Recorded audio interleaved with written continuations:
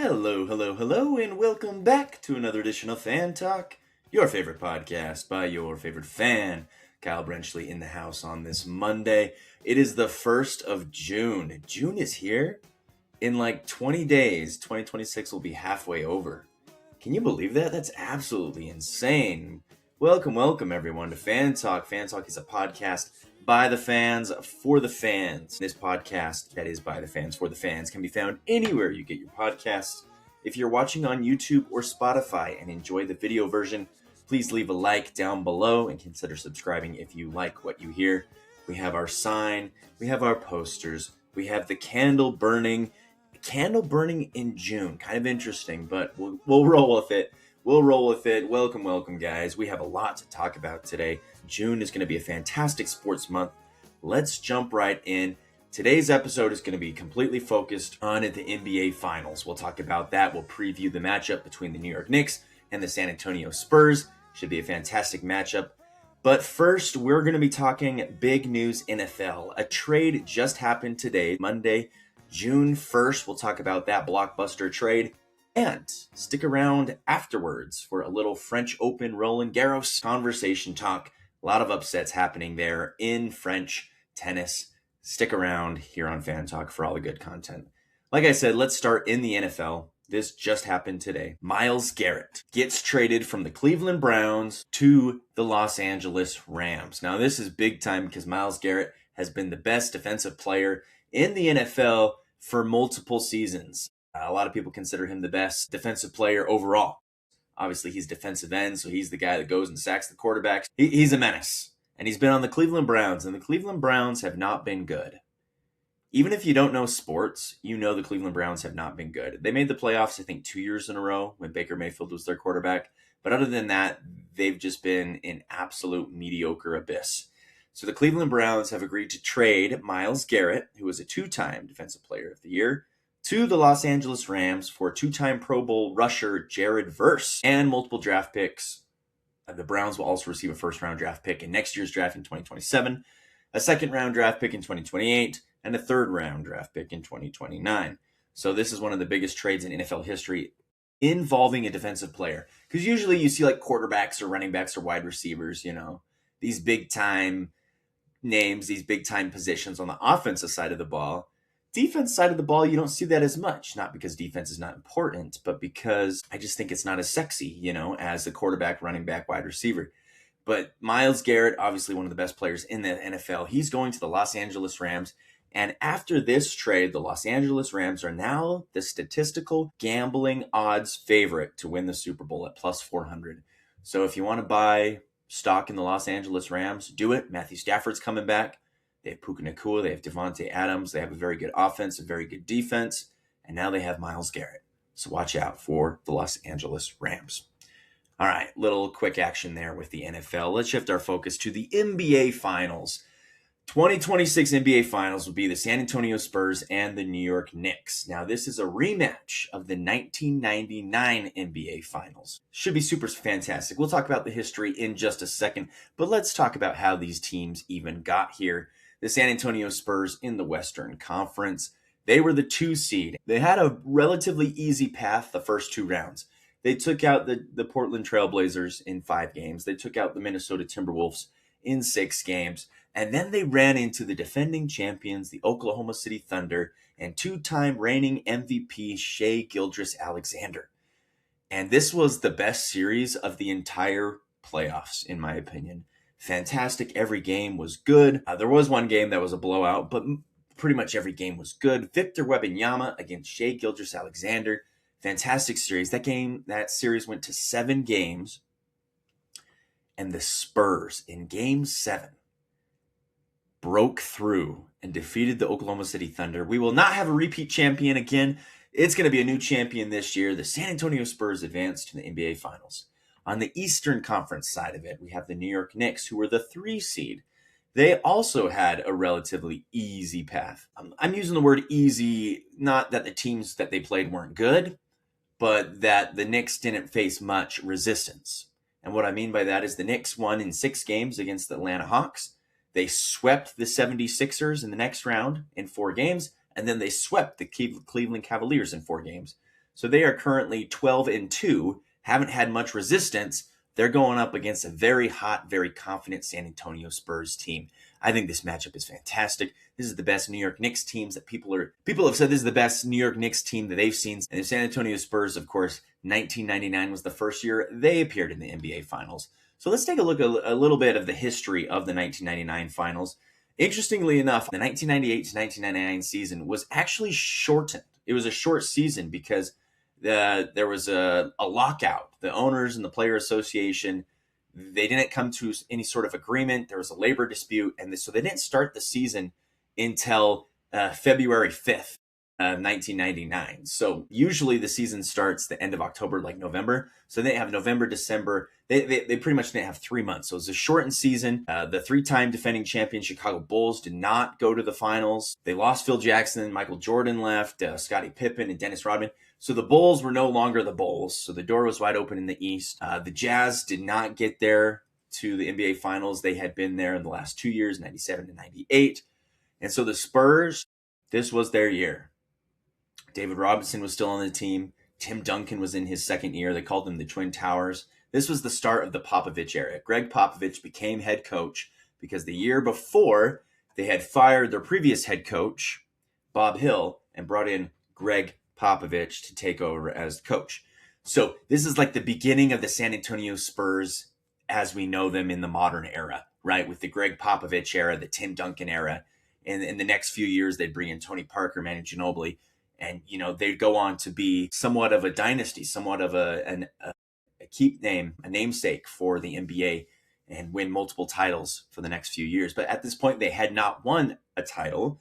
They go up against the New York Knicks. Now, the New York Knicks were the 8th seed in the East. And this was the first time that an 8th seed had advanced to the NBA Finals in NBA history. It was probably because the door was open. The Bulls were no longer the kings of the East. So the door was wide open. They took out the Heat.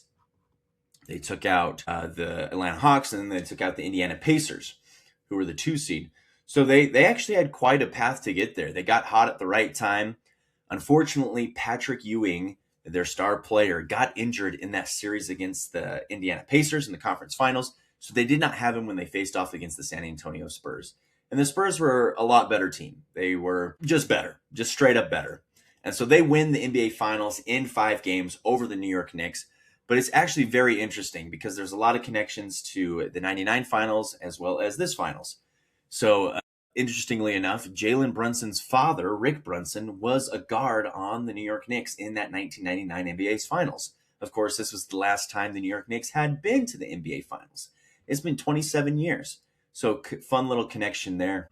The Spurs and the Knicks did meet in the 2025 NBA Cup. Again, that's the in-season tournament they do at the beginning of the year to try to make things interesting. And the Knicks actually won that one, 124 to 113. Again, this is the Knicks' first appearance in the NBA Finals since 1999. And the Spurs have not been to the NBA Finals since 2014. So it's been a few years for both teams. Interestingly enough, the Spurs used to play at the Alamo Dome, which was more than just an NBA stadium. They used it for other events. And so because of that, it was a lot bigger than most NBA stadiums. It could hold like 39,000 people, which, if you know, the largest NBA stadium is the Chicago Bulls stadium, and that holds like 20K. Usually stadiums hold about, 16 to 18K. And so the Alamo Dome literally doubled that. So it was absolutely crazy. The 8th seed New York Knicks, there wouldn't be another 8th seed to advance to the NBA Finals until the Miami Heat did it in 2023. Same result. The Heat were just not as good as the Nuggets, lost in 5. So that is a little bit of the history between this matchup. That's the history from the 1999 Finals. Now we look at the 2026 NBA Finals, and you have Victor Wembanyama, who is for sure the future of the NBA. I might argue that he should have won MVP this year. In my opinion, MVP, most valuable player, doesn't just mean who puts up the most numbers, right? It's who is the most valuable player on their team in the league. That's why Nikola Jokic is always in the conversation, because he's always facilitating the ball. He can score, he can pass, he can rebound, he can play defense, he does it all. And so that's why he's always in the conversation. Now, Shai Gilgeous-Alexander has won this award the last few years because he can score. And because when people are trying to double team him, it creates open opportunities for other players on the team. But just because you score 40 points in a game and 20 of those points are from the free throw line, that doesn't make you the most valuable player. That just makes you a player who can score, right? I look at Victor Wembanyama, and if you watch these games, these San Antonio Spurs games with Victor Wembanyama, you can see that he is such an asset. You take Victor Wembanyama away from the Spurs, and they might lose in that Timberwolves series, right? They don't get past the Timberwolves without Victor Wembanyama. They for sure don't get past the Thunder without Victor Wembanyama. He is the most valuable player on that court, no matter who they're playing. He can score, he can pass, he can rebound, but his defense, no one would drive into the paint. No one would take a shot over Victor Wembanyama. They were so afraid that they would not get into the paint. They would not get into the free throw line. They would not take a shot inside the three-point line if Victor Wembanyama was within 10 feet of them, because his arm strength and his arm length and his wingspan, I've never seen anything like it before. I've never seen so many grown men fear another one of their peers like the Thunder were fearing Victor Wembanyama. And he can shoot the three ball. He's just an all-around athlete. I think that's what makes him the most valuable player, is because without him, the Spurs' value goes way down, right? So, good for Gilgeous-Alexander winning it 2 years in a row. I think they got that wrong. I think Victor Wembanyama should have won it, but plenty of opportunities for him in the future. Spurs are in the championship and the Thunder are not, so take that for what you will. And on the New York Knicks side of the ball, this New York Knicks team is very, very good. Jalen Brunson is a dog. He's an absolute dog. And he's got a good cast of supporting characters around him, a good coach in Mike Brown. And this team likes to play. They like to move fast. So it's like your team goes down, gets a cool dunk or hits a three-pointer. The Knicks are already running down the court and crap, our defense is not set up, and they score. So they're quick, they score, they're disciplined, they know how to do it, and they have that clutch factor in Jalen Brunson. So this should be a fantastic NBA Finals matchup. I'm going to go with the San Antonio Spurs. I just think there's too much superstitious juju with the New York Knicks. The New York Knicks never gets to the NBA Finals. This is the first time they do it in 27 years. They always choke. They're finally here. But what are they going to do about Victor Wembanyama? What are you going to do about Victor Wembanyama is what I have to say. Who's going to guard him? How are they going to defend him? How are they going to score against him? What are they going to do with Victor Wembanyama? That should be a fascinating matchup. Let me know down below your NBA Finals pick. Spurs, Knicks. Comment down below in the comment section. Should be a fantastic 2026 NBA Finals. All right, guys, thank you so much for tuning in. I want to end now with some tennis.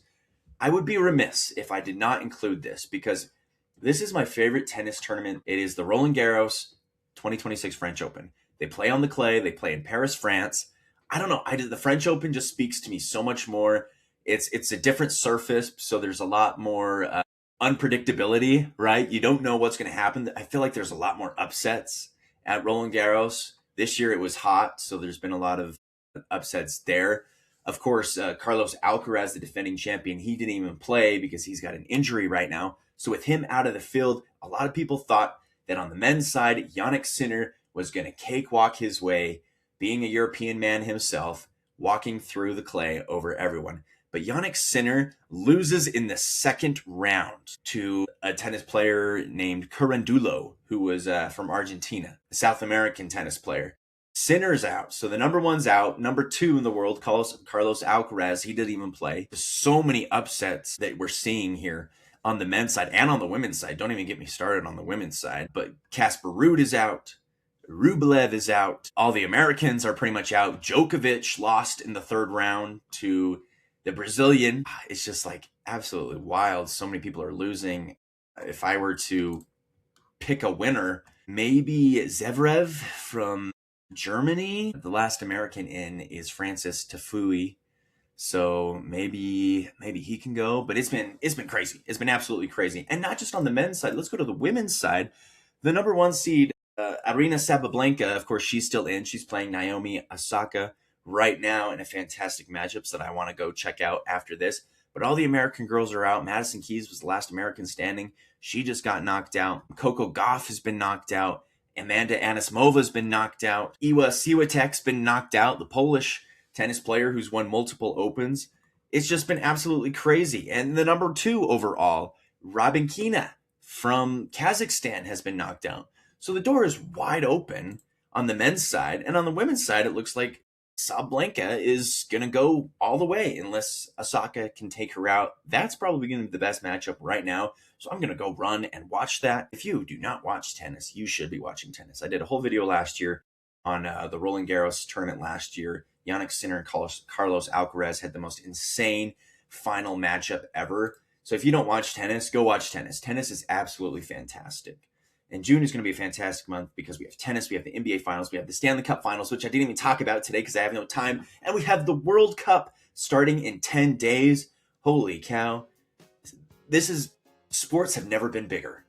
And if you're not watching, even if you don't care about sports, it is so much bigger than just the final box score. Sports are inspiring. And this World Cup, these big tournaments, Roland Garros, French Open, the World Cup, the Olympics a couple years ago, the Winter Olympics this year, bring the world together in ways that nothing else can't quite do. And in today's world, we need to be brought together so much more. So, should be fantastic. Go watch some soccer, go watch some tennis, go watch some NBA Finals. Should be great. Thank you guys again so much for tuning in to Fan Talk. Again, you can find this podcast anywhere you get your podcasts. And I'll see you guys next week for another edition of Fan Talk.